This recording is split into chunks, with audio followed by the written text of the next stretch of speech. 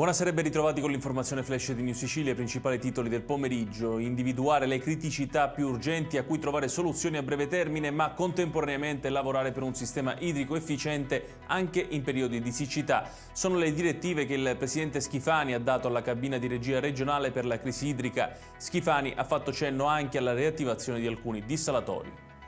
Sono stati venduti in un'ora tutti i biglietti del Sicilia Express, il treno low cost natalizio organizzato dalla Regione in collaborazione con Ferrovie dello Stato per collegare il nord e il centro dell'Italia con l'isola e permettere ai siciliani fuori sede di rientrare per Natale a costi accessibili.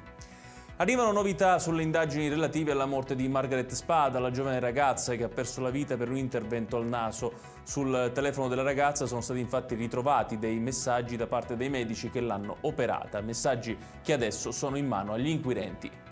Ore di attesa per la sentenza di appello per Lorena Lancieri, una delle amanti di Matteo Messina Denaro, condannata in primo grado a 13 anni e 4 mesi. In aula la donna si è difesa davanti ai giudici sostenendo di aver iniziato una relazione con il boss prima di scoprire la sua vera identità. E chiudiamo con il meteo. La giornata di domani vedrà cieli a tratti nuvolosi in mattinata con schiarite. Dal pomeriggio nubi più intense e piogge su gran parte della Sicilia, anche a carattere temporalesco. Allerta gialla diramata dalla Protezione Civile nelle zone occidentali e settentrionali dell'isola.